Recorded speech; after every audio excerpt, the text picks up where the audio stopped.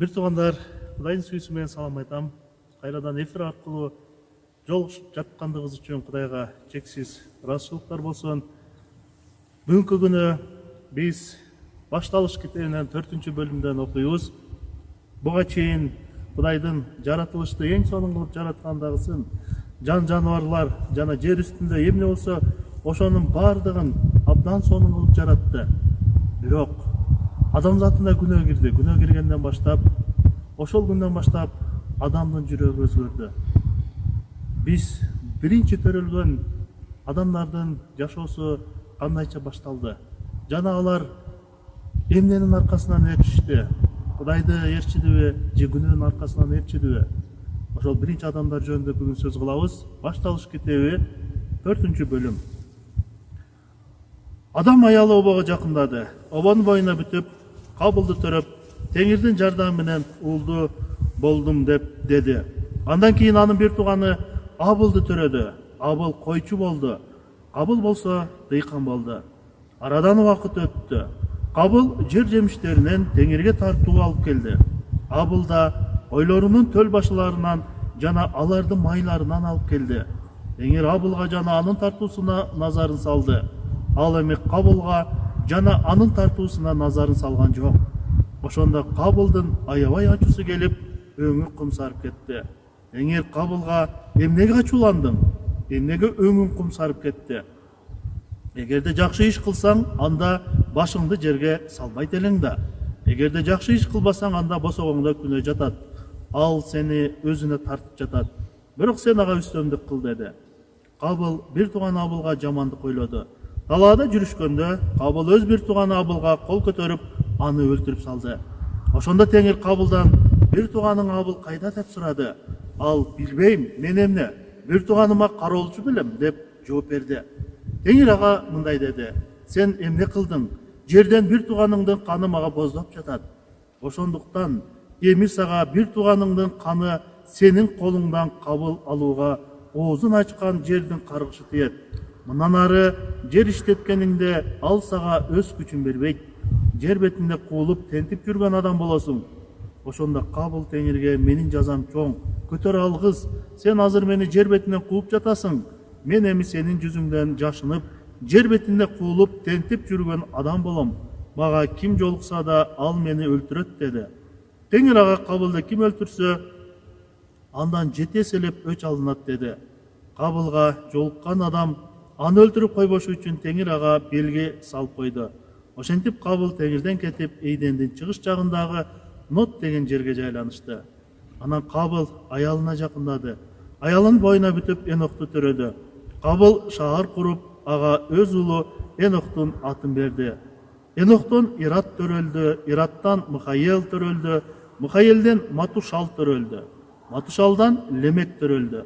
Лемек 2 аял алды. Биринин аты Ада, экинчисиники Зила эле. Ада Жабалды төрөдү. Ал чатырда жашап, мал баккандардын атасы болду. Анын бир тууганынын аты Жубал. Ал кыякчылар менен чоорчулардын атасы болду. Зила Тубал Кабылды төрөдү. Ал жез менен темирден курал жасаган уста болду.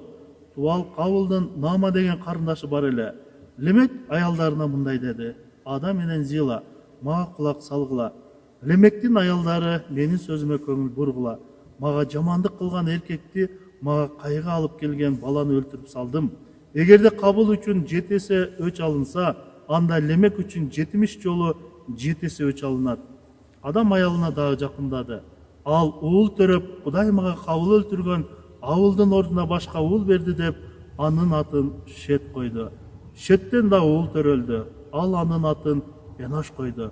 Ошондон баштап адамдар Теңирдин атын чакыра башташты. Ыйык жазуунун ушул 4-бөлүмүнөн баштап жер жүзүндө биринчи бала төрөлдү.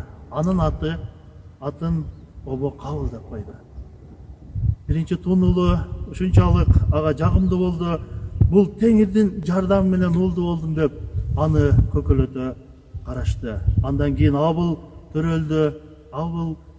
Ал койчу болду дейт. Ал эми Кабыл болсо, ал жер иштеткен адам болду дейт.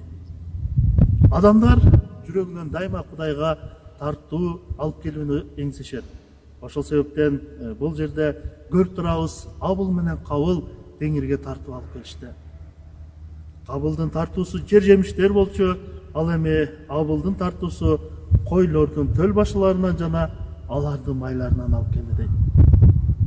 Демек, кандай эң сонунун алып келдиби, же болбосо орточо тартууну алып келгендиги жөнүндө айтылбайт, бирок негизинен Абыл менен Кабылдын кандай жүрөк менен алынып келинген тартуусу жөнүндө айтылат экен.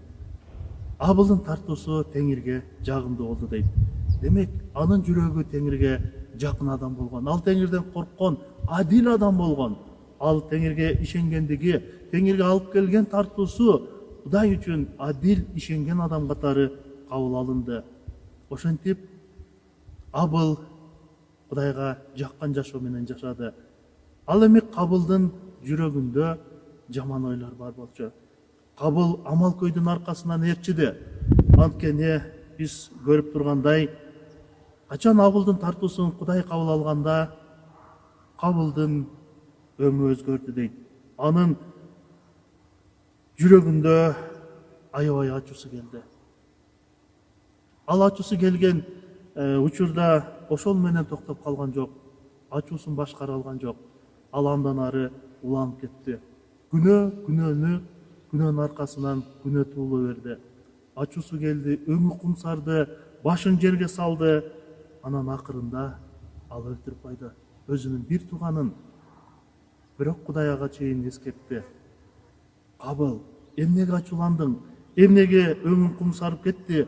Эгерде жакшы иш кылсаң, анда башыңды жерге салбайт элең да. Эгерде жакшы иш кылбасаң, анда босогоңдо күнөө жатат. Сен ага үстөмдүк кыл дейт. Кудай күнөөнү жаны бар сыяктуу босогоңдо жатат. Ал сенин жүрөгүңдүн түпкүрүнө кирип ээлеп албасын деп эскертүү берди. Кабыл болсо теңирдин эскертүүсүн уккан жок.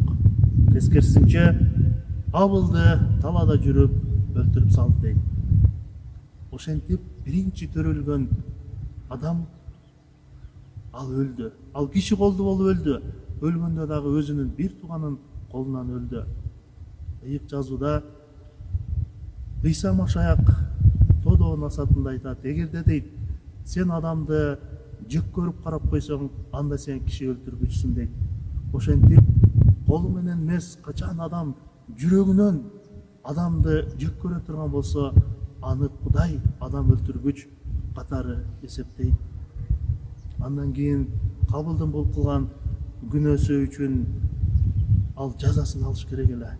Теңир айтты: эми мындан кийин сенин эккен жериң сага мол түшүм бербейт. Сен жер кезип, тентип жүрөсүң дейт. Ошол учурда Кабыл өзүнүн күнөөсүн мойнуна алган жок. Теңирден кечирим сураган жок. Кайрадан мен эми мага эми эмне болот? Мени көргөн адам өлтүрүп коет деп ал өзүнүн коопсуз кызыкчылыгын издей баштады.